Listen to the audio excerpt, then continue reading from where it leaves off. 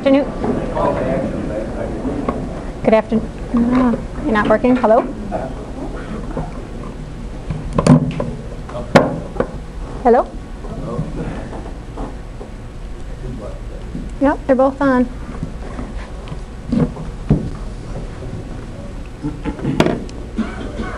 How's this one? There we go. Welcome, everybody. No, that doesn't sound like it's working either. Maybe we didn't put it in there and turn it on. Hello? Hello? Hello? Hello? I'll just hold on to it. Welcome, everybody. Thanks for coming. I apologize to those who weren't sure that, or weren't aware that Congressman Ryan was going to be here today. It was kind of a last-minute thing. We were gracious that he filled in on a cancellation we had. And we were also kind of trying to let everybody know, but at the same time not let everybody know, so we didn't have some difficulties outside. So we were fortunate that it seemed pretty quiet there. A reminder that this year is Reach Within to Embrace Humanity. And with today's invocation is going to be Michelle Matthews, followed by the Pledge of Allegiance.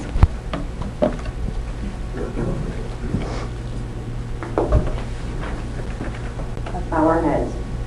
O Lord, whose will it is that all your people should dwell together in harmony, we give you thanks for the opportunities we find in Rotary to widen our circle of friendship and goodwill.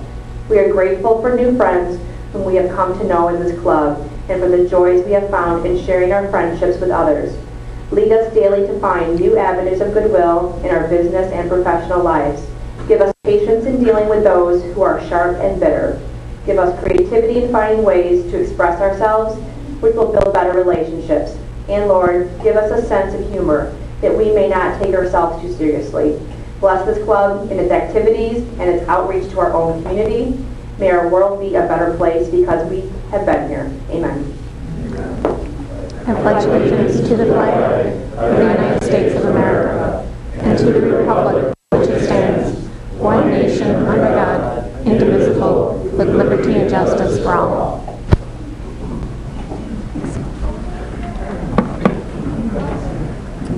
We have several guests and visiting Rotarians here today. Normally we would introduce them all, but since there is such a large number, I would just like to say thank you all for coming and welcome to our Rotary Club. Please welcome our exchange student from Taiwan, Danny Wu.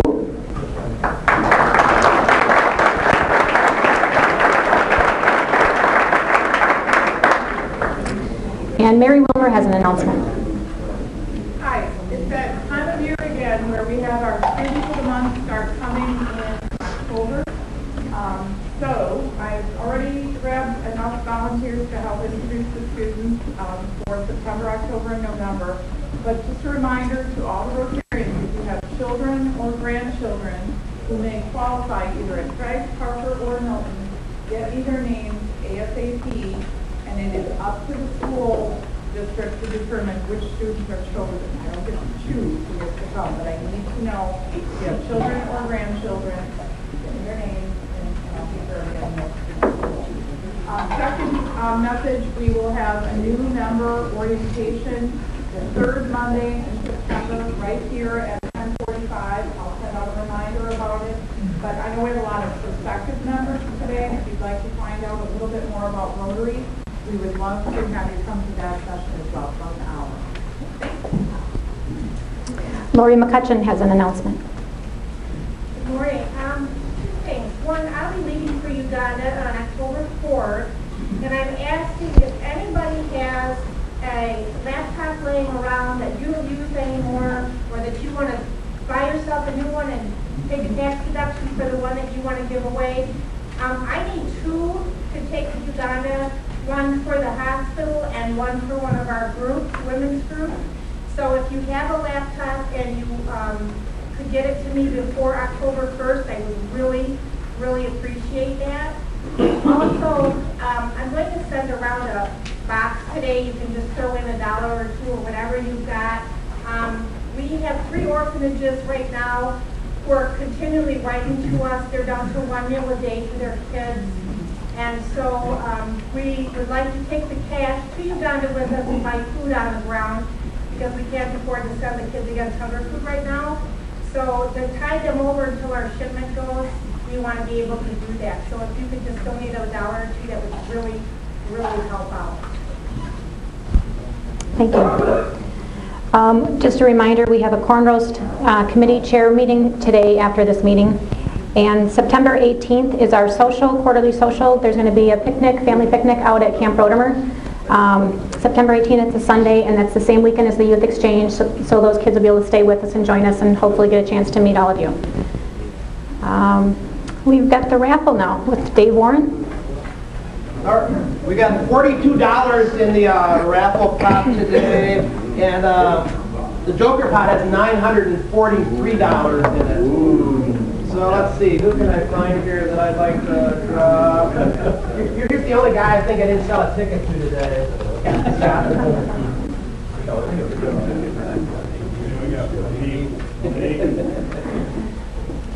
All right, the winning ticket is 6305116. Oh! Frank Scott.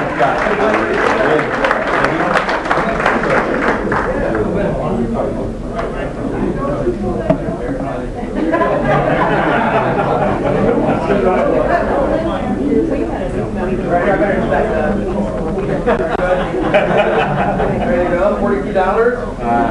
That's going to go to the Rotary corn roast.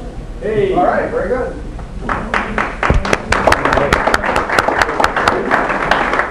And this is.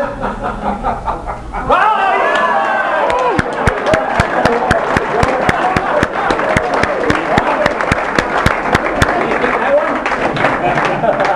this is for all you guys that didn't buy a ticket today. You didn't think you could buy. Congratulations. We'll save that. That's lucky. That's also going to the corner hall.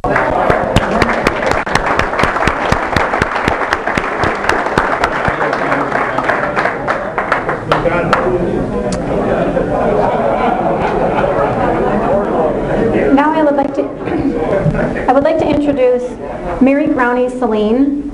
She is the zone coordinator for Rotary International, and she has a special presentation for us.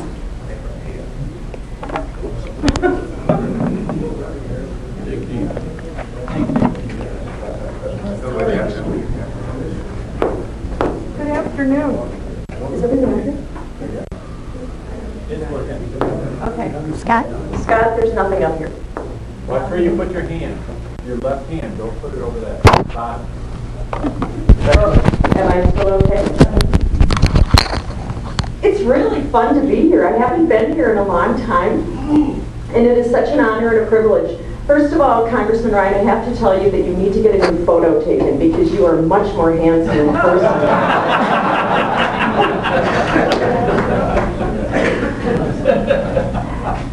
Ever since his first election, at which time I took a picture of one of your big 4x8 signs, I have truly wanted to meet you. My youngest brother's name is Paul Ryan. And so I took a picture of that and sent it to him, and he has it nicely framed. He is not in the public sector, so everyone thinks that that is really neat. Where does he live? He lives in St. Paul, Minnesota. He prefers your politics to the politics of Minnesota. In Rotary, we have what I would consider to be the greatest foundation in all of the world. We have a model of investing our contributions for 3 years before they are spent. And during that 3-year period of time, the interest that is earned, is used to pay the expenses of the Rotary Foundation. So we can be assured that everything that we give is truly used for the programs that each and every one of us wants to support. One of the exceptions to that is our contributions to the eradication of polio. And I only share that with you today because we have a member of the United States Congress with us. And that is just to highlight to you that there is only one organization in all of the world that has given more to the eradication of polio than Rotarians, and that is the United States government. Pretty cool, huh?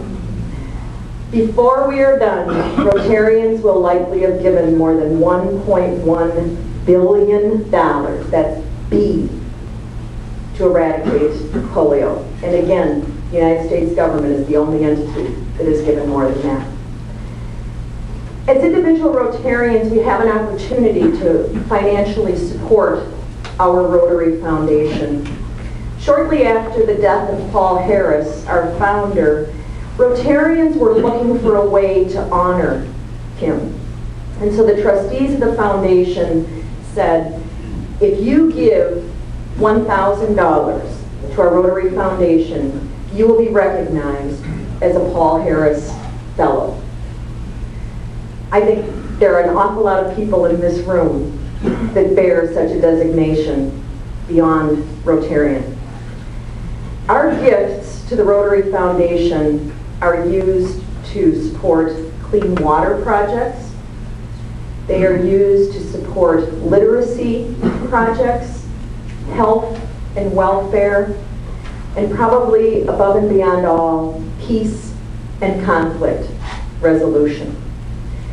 Today, through the generosity of Scott Porter, we have the honor of bestowing upon Congressman Paul Ryan an honorary Paul Harris Fellow. And I, for one, as Rotarians, we're non-political, but on a personal note, I think that I would have to say that, Congressman Ryan, you epitomize service above self, and we would like to recognize you with this honor.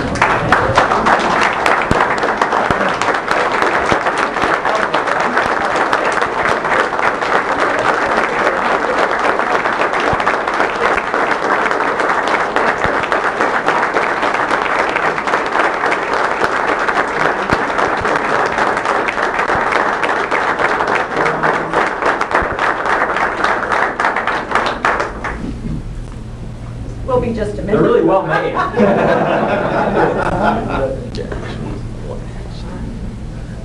And he has a nice first name, too. Thanks, Scott. And then if I could, to read the certificate, says the Rotary Foundation of Rotary International. Paul Ryan is hereby named a Paul Harris Fellow in appreciation of tangible and significant assistance given for the furtherance of better understanding and friendly relations among people of the world. And it is signed by, I'm assuming that's Carl Wilhelm Stenhammer, who was the past trustee chair. I just know who he is. And Ray Klingensmith, our immediate past president. Congratulations. Thank you very much. Thank you so much.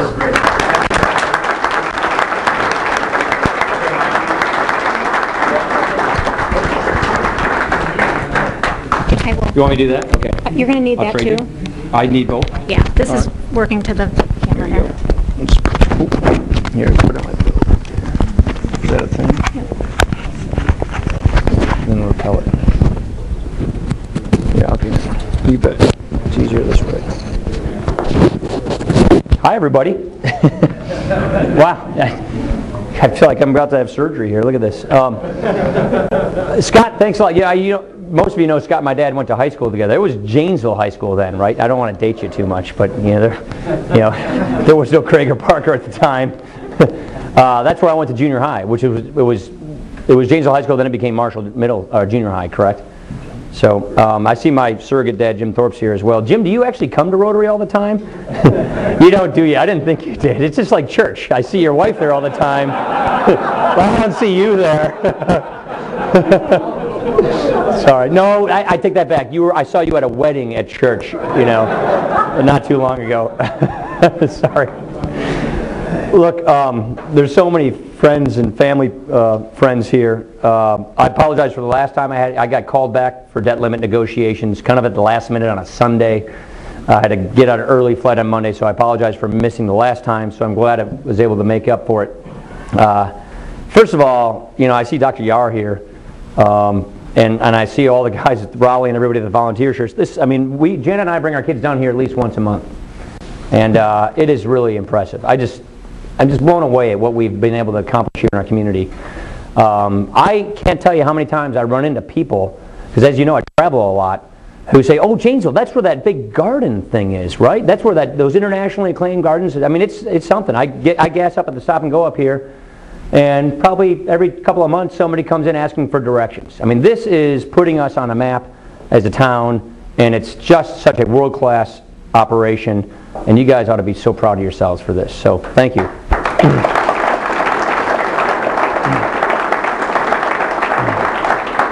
Last time I was in this room, a month or something like that ago, I left with a quarter of a steer, and that's now in my freezer. So, yeah, Jay, you remember that. So hopefully I'm not. Okay, our freezer's full, so hopefully I'll just leave with this Paul Harris fellow thing. So, thank you very much. Let me just get into it, and then I'd rather just, in the interest of time, answer your questions or just have a conversation. This is a very precarious time for our country. This is not your typical economic downturn, and we are in an economic downturn.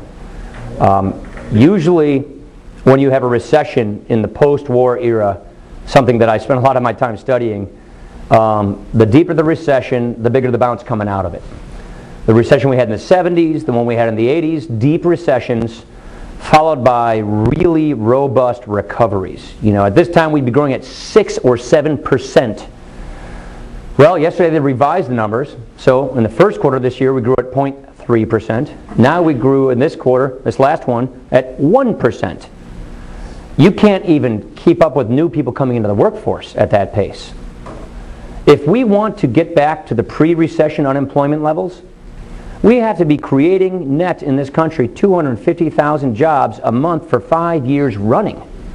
It just shows you the hole we are in. And so the legitimate question then is, why is this time different? What is going on today in society, in our economy, that is leading us to such a stagnant time? Why are we not rebounding out of this recession like we have out of prior recessions? Because I would just tell you, we're about halfway through a lost decade. And when you look at lost decades, it's a term that was coined on the Japanese, who are now experiencing their second consecutive lost decade. And if you take a look at what is different this time than past recessions, if you take a look at what other countries have done to buy themselves lost decades, it's our government policies. Our government policies, I believe, this is my opinion, but there's a whole lot of data to back this up, are giving us this stagnant time. The Japanese did the same thing. They cranked up their debt. They cranked up their spending. They printed more and more money out of thin air at their central bank in thinking they could artificially stimulate, in thinking their central government could spend their way toward a booming economy and prosperity. And now their debt is twice the size of their economy. They have a baby boom population that makes ours look small in comparison, and they are heading toward bankruptcy. And that's a strong country like Japan. Take a look at what's going on over in Europe. That's something we watch literally on a daily basis in Congress, because their problems are starting to wash up on our shores. And what we're watching happen over Europe were governments, democracies, that decided to go down this path of investing more of their power, more of their money, more of the decision makings into their central governments to try and organize and micromanage their economies.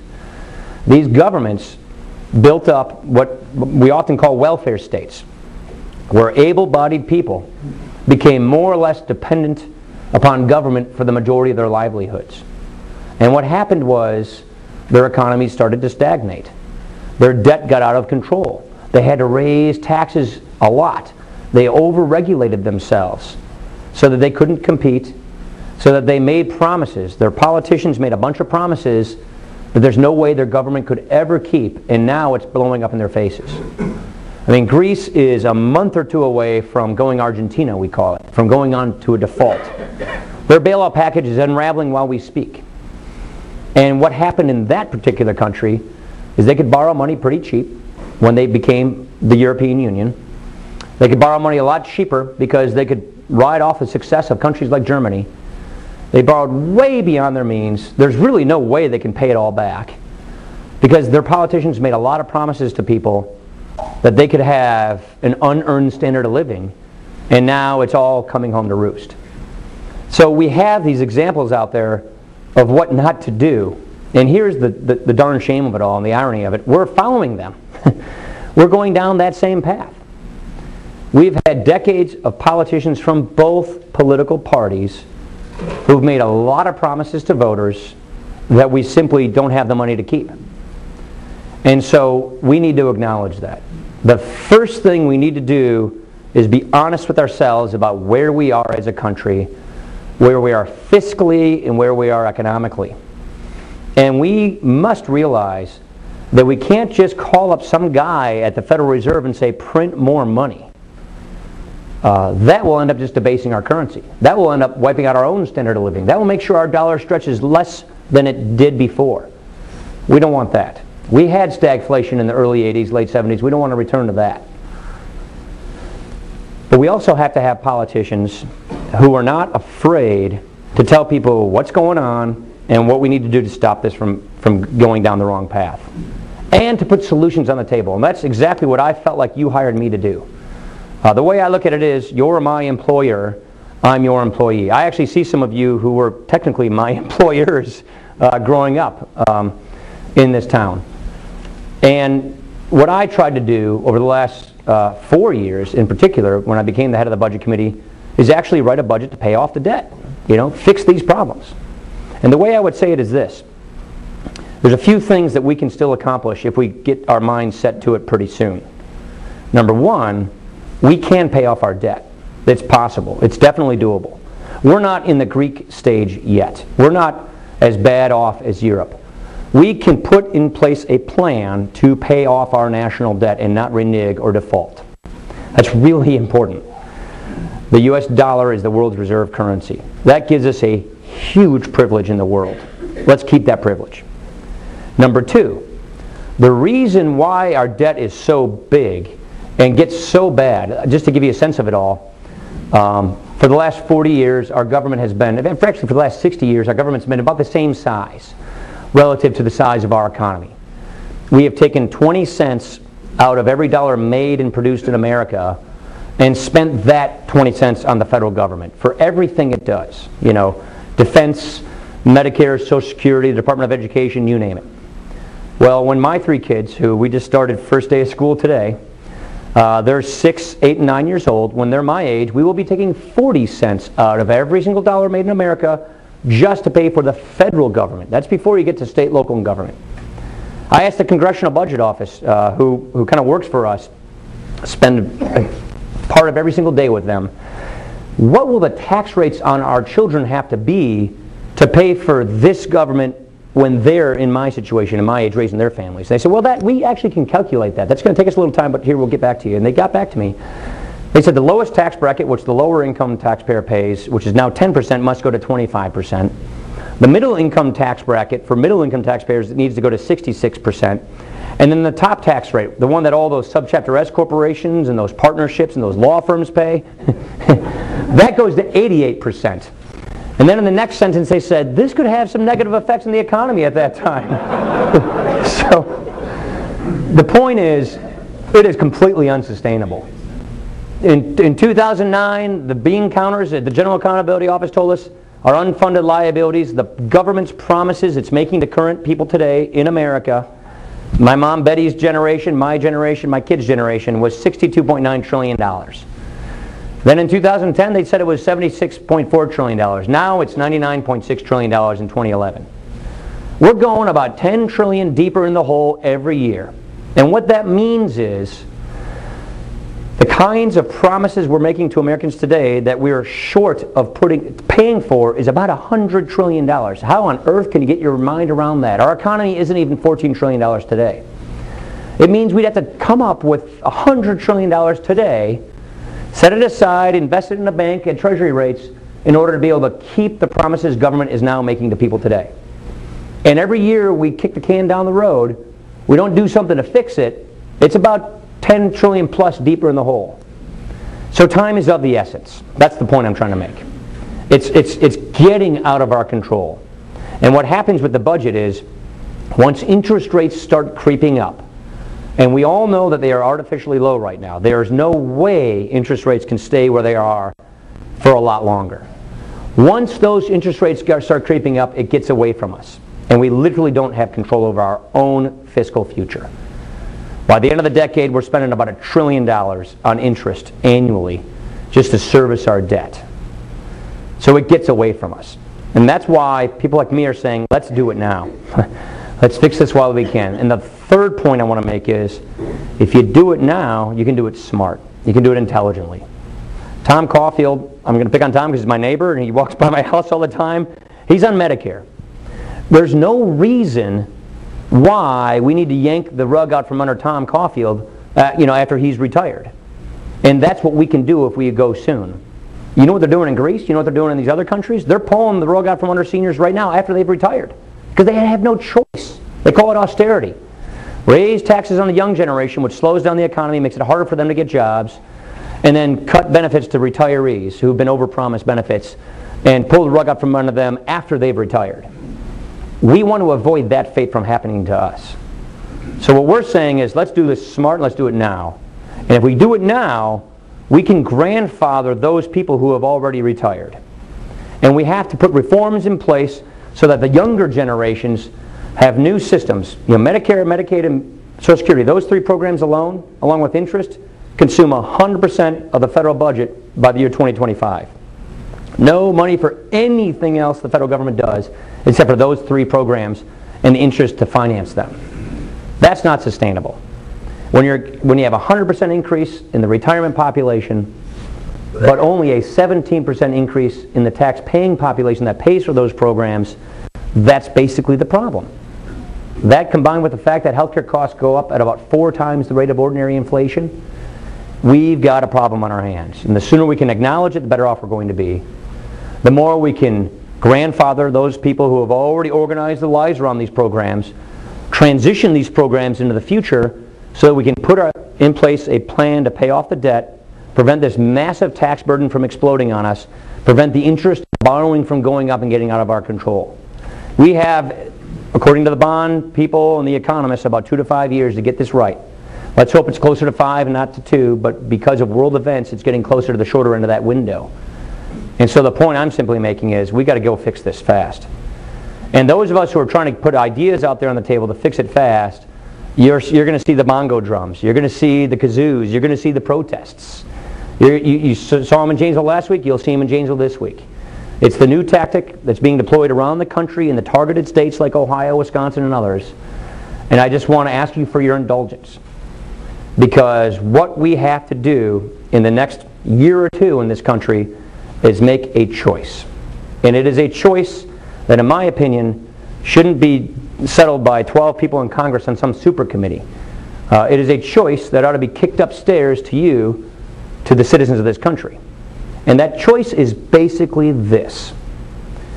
Do you want us to go down the path we are on, where the government takes over our healthcare system, where the government sees its role as taking over huge sectors of our economy, and where we have more or less a cradle-to-grave welfare state, where we encourage a society with a net majority of people who are more dependent upon the government than upon themselves or their livelihoods, where we turn our safety net into a hammock that lulls able-bodied people into lives of complacency and dependency, which ends up draining them of their incentive and their will to make the most of their lives. That's the kind of society we are seeing pop up in other parts of the world. And it's not a dynamic, vibrant, opportunistic growth society. Or do we want the American idea? The idea that you can make yourself whatever you want to be. A society that promotes equal opportunity, not equality of outcome. A society that strives to have a climate of entrepreneurship, of risk-taking, of opportunity. We can still have that society. We can have a society that has a compassionate safety net to help people who can't help themselves, to help people who are down on their luck get back on their feet. That's what we want. But we want an opportunity society on top of that safety net. And the way the numbers work, and the way the trajectory of this country is going, it is going to have to be a decision we have to consciously make. And that decision, unfortunately, is not going to be a deal cut by a handful of politicians in Washington this year. It shouldn't be. It is going to be a decision we have to make in this country in this next election.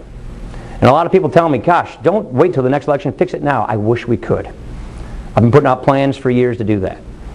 Problem we got right now is we have a Senate that hasn't passed a budget in 2 years. Our government is operating without a budget for 2 years running now.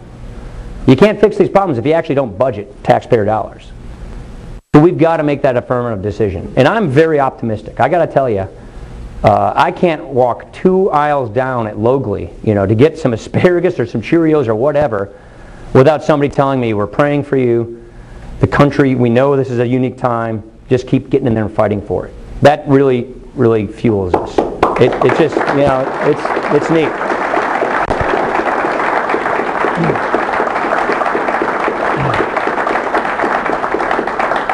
So that's where things are.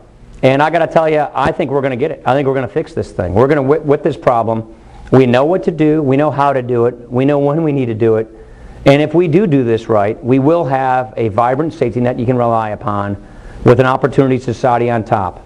So people like Bob Yar and Hank Levine can start a great orthodontist practice and make something of it and contribute back to the community.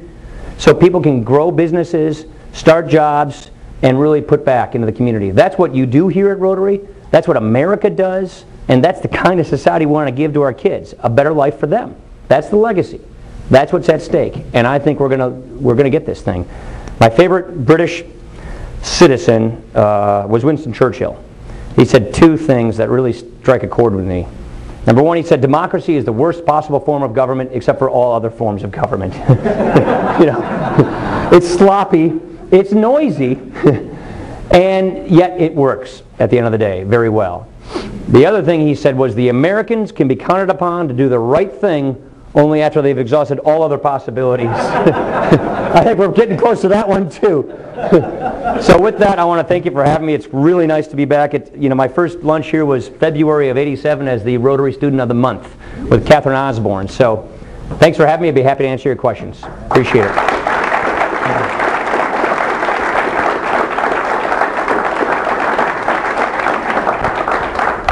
Bob, is it a Social Security question? Usually. No, it's not. What are the chances, if any, that the Committee of 12 can come up with anything? So, and the reason I asked the Speaker not to put me on the Committee of 12, he wanted me to chair the thing, to give you the first thing is, I don't think you can have some big, huge deal cut by 12 politicians to fix all these problems. I think it's bigger than that, our problems. Number 2 is the chairman of the Budget Committee. I've long planned on this fall rewriting our budget process to actually put teeth in it so we actually budget. And you can only do that in the fall because I have to start writing a budget in January. So that's why I personally stayed off of it. But the second point is, the goal to me is pretty easy to achieve. Super Committee is supposed to get $1.2 to $1.5 trillion in savings over a 10-year period. I mean, look, President Obama's proposing we spend $46 trillion over that same time period. Surely we can save or shave 1.2 to 1.5 off the top of it. The budget I proposed said let's spend $39 trillion over the next 10 years. So I think it's a very doable goal. The question is, will politics get the best of it?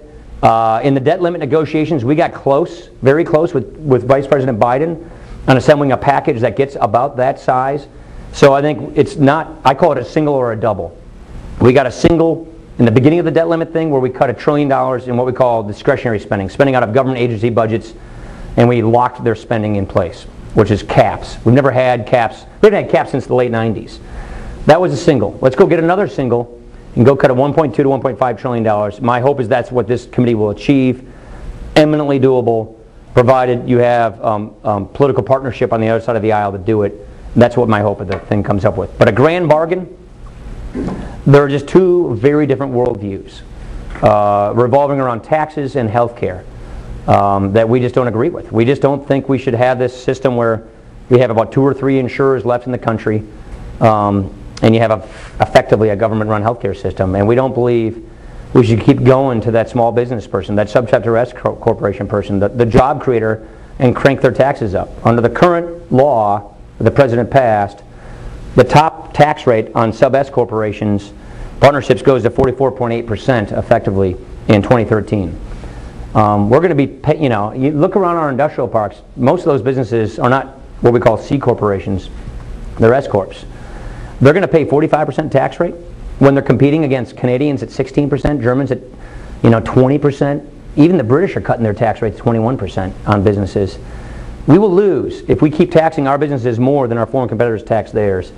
And we just have a huge difference of opinion on that. And so I don't see a grand bargain coming out of this thing for that reason. Yeah, Bruce. How can we get the Senate to pass a budget so there's something to debate? How does that happen? When I get the answer to that question, I'll let you know. Bruce's question was, how do we get the Senate to pass a budget? I honestly don't know the answer to that question. I proposed this first budget back in the Bush administration when I thought fiscal policy was going the wrong direction then. We saw the president. The process goes like this. He submits his budget in February. We analyze it, and then Congress submits its budget.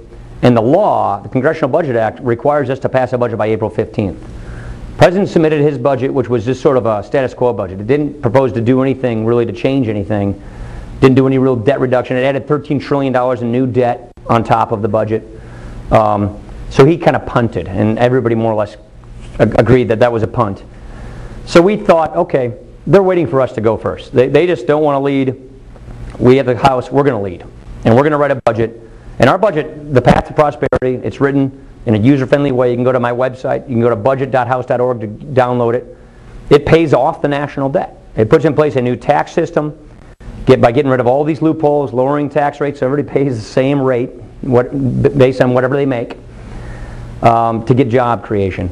We thought if we led, then they would follow and add their alternative. Then we start negotiating. That's usually how it works. They just decided not to do that. They got close. And they decided that the best they could do to close this fiscal gap we have of $14 trillion debt and growing was to do a 50% tax increase and 50% spending reductions. You've never seen the kinds of tax increase proposals yet that you would have to impose if you want to go down that path. And so they basically decided, even though this is the path we want to take, we're not going to show it to the country because I think it would just scare the country. The kinds of tax increases that are coming now in law, we got about a $1.5 trillion tax increase scheduled to occur in 2013. And that huge tax uncertainty, the big chilling effects on job creation today, they'd have to double that tax increase on top if they were going to do the budget or roll out the budget they were planning on doing. So they decided it's better we just don't do anything at all and just operate without a budget for another year. And that's unfortunately the way it works. The House passes a budget, then the Senate passes its budget, then you reconcile the differences, and then you pass a unified budget. But if one of those stages stop, then the whole process ends under the current process. That's why I want to spend this fall going back and rewriting the budget law to give it some teeth, to require politicians to make choices, to require them to actually budget and have spending caps that are binding in law. The process is basically guidelines. And if you don't pass a budget, you just go on autopilot. Well, we already got 60% of our budget on autopilot today. And when you don't pass a budget, the whole thing's on autopilot. And I just don't think you can keep doing that. That's why if we get a new process, hopefully I won't be having to answer the kind of question you just asked me, because right now I don't know the answer to your question. Yeah? About 10 years ago, I had the opportunity to sit next to Congressman Obie at a lunch, and I asked him what had changed in Washington from the time he started till then. And he said it was friendships, that you could argue across the aisle during the day, but you'd go to soccer games with your kids at night. And he said that's gone. And that was 10 years ago. And it's a whole lot worse. It is. I mean, your plan has been criticized from my standpoint merely because you're a Republican. And I'm tired of that. And I'm tired of it on both sides. Right. What's going to change that? That's a good question. What's going to change the poisons? It's worse than I've ever seen. What Dave Obie, and I know Dave really well, I served with him, he retired last year. Whenever he'd get mad at me and we'd ever have arguments, I'd always say, well, since you've been in Congress longer than I've been living, Dave, then I'd finish my sentence. That always kind of got under his skin.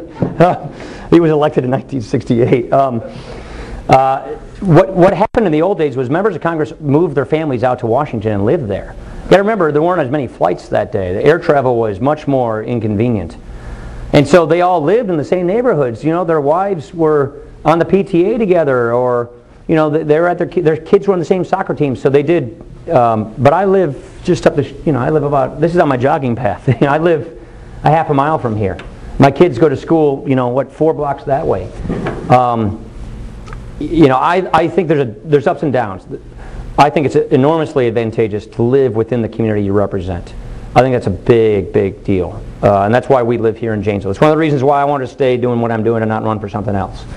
But the downside of that is you don't get to know members of Congress on a social, personal level. Because when you're in Washington, you're just working. My day starts at 6 and it ends at about midnight every day, and it's all on Capitol Hill. So you don't get to know people as well. The other thing is, I have always tried to make it my practice, and people fail, you know, we all fail on these things. I try to make my practice is don't impugn somebody else's motives. But unfortunately that happens all the time. I mean, the president's last press conference basically said that we wanted the economy to go down so he looks bad. I mean, are you serious? Really? I mean, I've got neighbors who have been looking for work for a year. I want them to suffer so he just has a bad poll rating? I mean, come on. So it's when you get into impugning people's motives, and that is the newest tactic. Look, in Wisconsin, I hate to say it, but we're going to be the eye of the storm here. And it's basically because our 10 electoral votes are literally considered up for grabs. This is a political statement I'm going to make, but a Democrat has not won the presidency since 1960 without carrying Wisconsin. Ohio is also a key benchmark. What does that mean? That's why we got $20 to $30 million poured into this state over these recall elections. You know, it would have been 2 or 3, I don't know, if it was a local effort.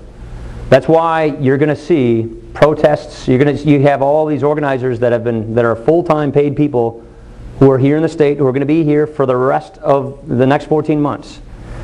And so, unfortunately, I think it's going to get worse before it gets better. And this is why I say, let's just kick it upstairs to the people and give them the choice. Let's give them 2 clear alternative paths, and then let the country decide. That, to me, is the moral thing to do. It's the right thing to do. It's what democracy is meant to do. And so that's what's going to happen. And in framing and making that choice that you will have in 2012, what I would think is the most consequential election in any of our lifetimes, no matter what generation you're in, both sides will go after the other and try and taint their plan in your mind. And so the key is to see through it all. And just go to your gut and what do you really believe is the right path for this country. And what both sides try to do, especially when it comes to reforming entitlements, like Medicare, Social Security, programs that are going bankrupt, programs that if left unreformed, bankrupt and aren't there for people, both parties do this to each other. They just use it and turn it into a political weapon. Scare seniors, get them to vote against the other guy and therefore for you. And our party did it in the past, their party's doing it right now. We got to get through that. But unfortunately, I don't see us getting through it in the next 14 months. And hopefully, if we do our jobs right, we will just trust our principles, put them in plans, show the country affirmative, concrete, proactive ideas on how to solve the country's problems rather than just taking on the other guy and then let you make the choice. That's the way I see it coming. Yeah, Raleigh. The current stable of Republican candidates for president to get the Republican nomination, people seem to be underwhelmed by it. You want me to respond to that?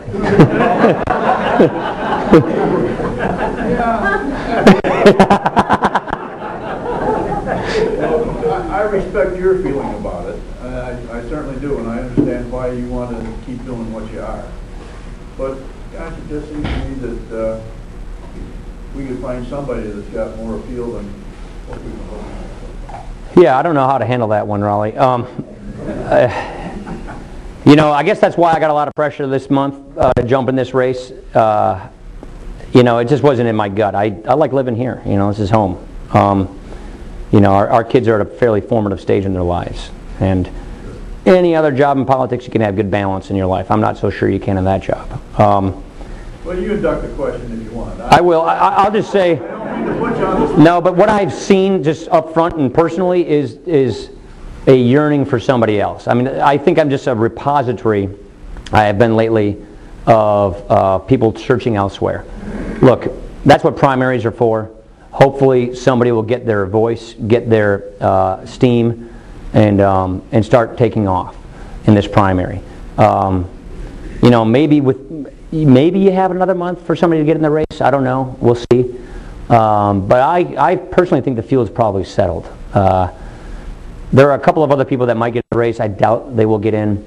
And what will happen is, you know, somebody will gel, somebody will take off, and then hopefully you're not, you know, when we're having this next year, you're not complaining about who the nominee is, because by then you've felt like this person is worthy. And so hopefully that's where we're going to go. That's the best thing I can give you for an answer. Yeah, Jim? Don't you think that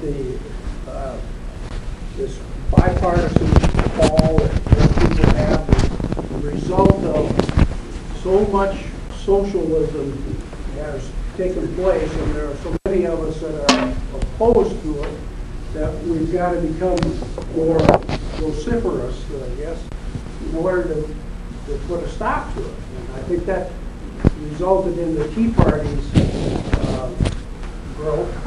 And I think you can compare and contrast the Tea Party to the protesters. Which side would you like to be on? Right. So I'm afraid of these people who say we've got to have bipartisanship and find common ground and all those things, because it's only one-sided. They want you to reach across the aisle, but they don't seem to be doing it. Yeah, the debt negotiations are a good example. They just wanted us to raise taxes right now. Okay, we're limping along in our economy, and we're going to raise taxes right now. And the tax increase they wanted us to sign up for would go right at Dave Martin, right at your sub-S corporations, right at Ace Hardware, you know, on those people. Now, doesn't sound like a good job creator to me. So we didn't sign up for that. And that's why we had all this hullabaloo over the debt limit, and now this getting a 12 out of it. So I am for compromise, but I'm not for compromising principles. And if I can go an inch in the right direction versus a mile in the right direction, I'll take that inch. That's what I saw this debt limit compromise as being, an inch in the right direction. We cut spending. We didn't raise taxes. We cut spending. We capped spending. It's $1 trillion. We got savings. We're going to go get another trillion. You know, I proposed $6.2 trillion in savings over the same time window. I can't get to 6.2 with Harry Reid in the Senate and Barack Obama as president. But I'll take $2 trillion, you know, on the way to 6. And so to me, that's compromise. And I got to tell you, if you don't cut spending, forget it. I mean, that is the problem. We're borrowing 42 cents of every single dollar government spends today. 47% of that borrowed money comes from China and Japan, foreign countries. We're literally relying on these other countries to cash flow our government. That's not good. That is not good policy. And so what's going to happen, I believe, is we need to make it a referendum and give the country the choice. What path do you want? And if we do our jobs right, we will give you a choice. We already know where we're headed now. We already know the path we're on today with the new health care law coming, with all the energy stuff that's happening. We already know the path we're on today. The question is, and the Tea Party, thank heavens for it, because it has brought fiscal sobriety to this country, will we give you this other choice so you can choose the path America should take? That's what I've been trying to do with these budgets. That's what I'm trying to do as your employee, which is give you the option. And I think that's what 2012 is going to be all about. Because I got to tell you, from being in all these negotiations for a long time now, they're not interested in undoing the health care law. They're not undoing and pulling back from a cap and trade system. They're not interested in stopping the micromanagement of the financial services committee, which you come from, Jim. You know, they're interested in bigger government and bigger companies, I think. I call this crony capitalism. Big business and big government often can join in a common cause to rig the rules in their favor at the expense of the small business. You know, Johnson Bank, you think it's a pretty big bank around here? Or M&I, big bank?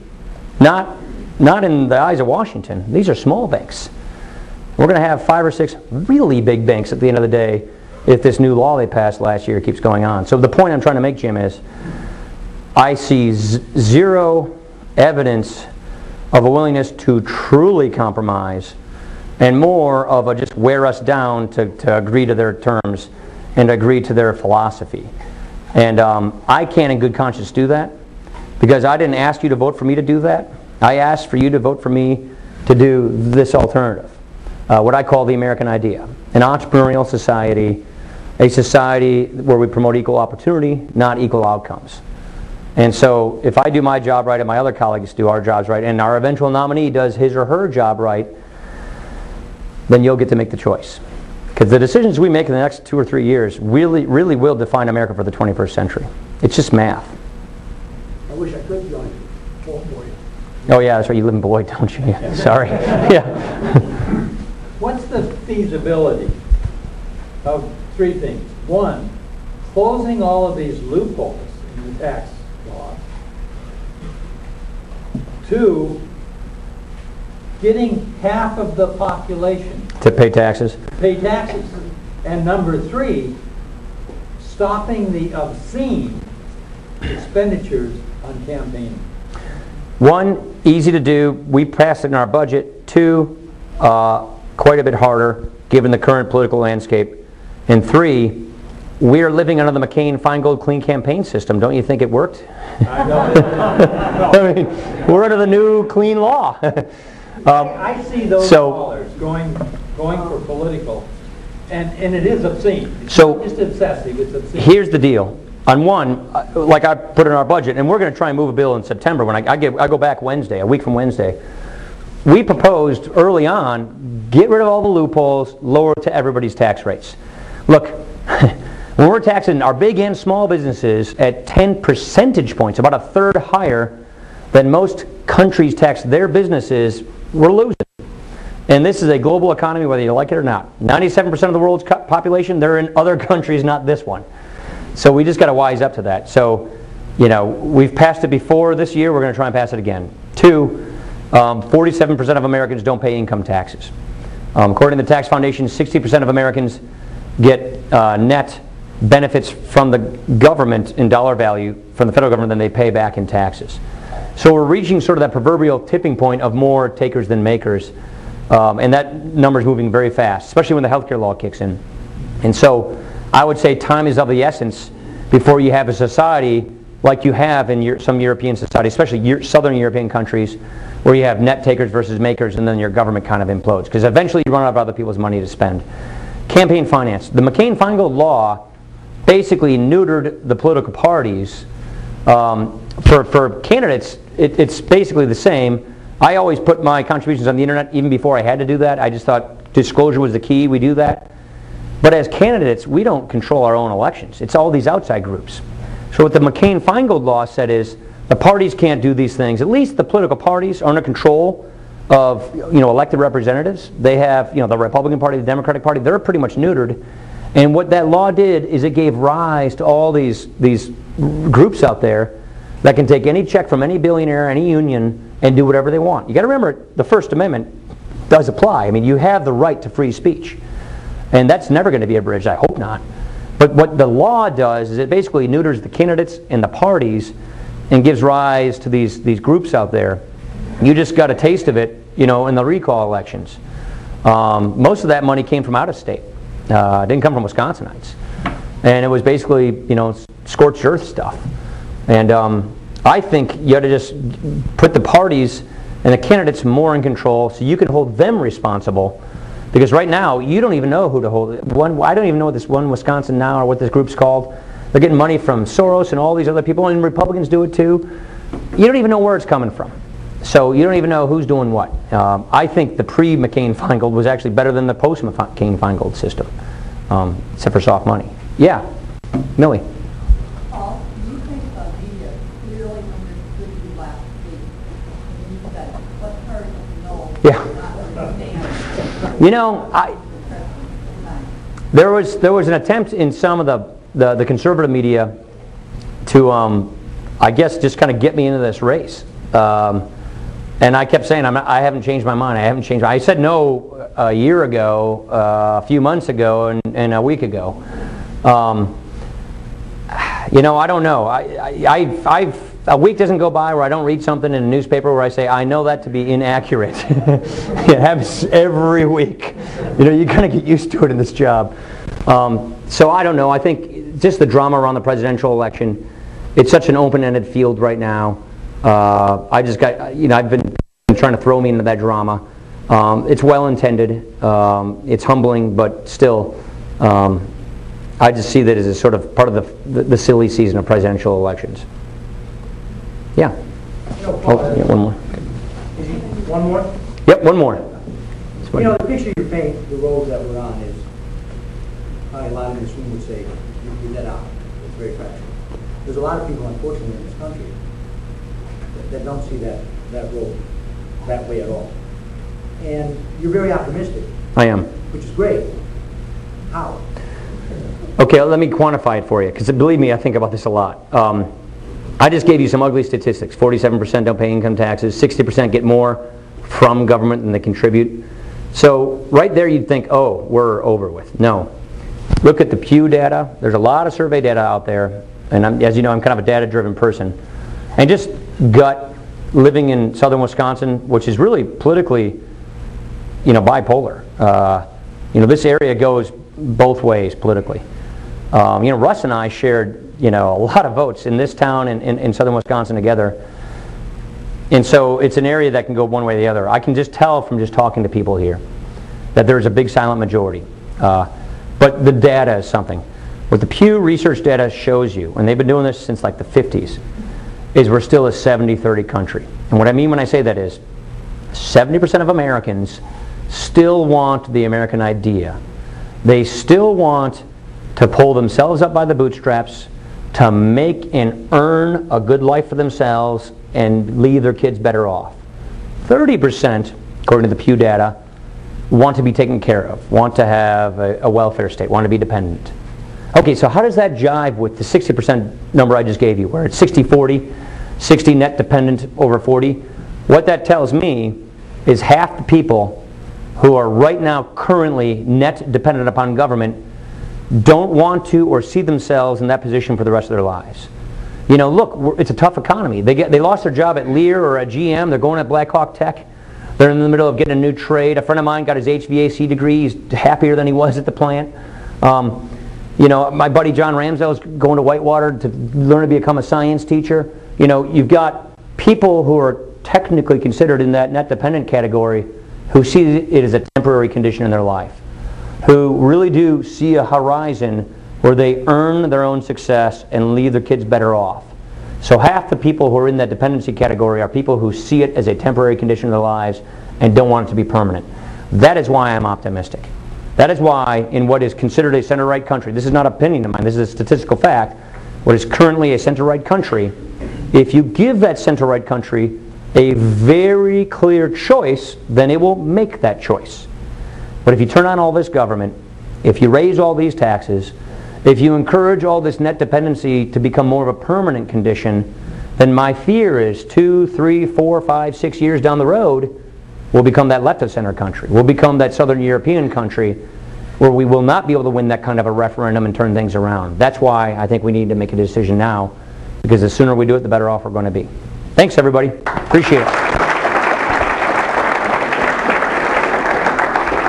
Thank you. I'll give that to you. And put this right here.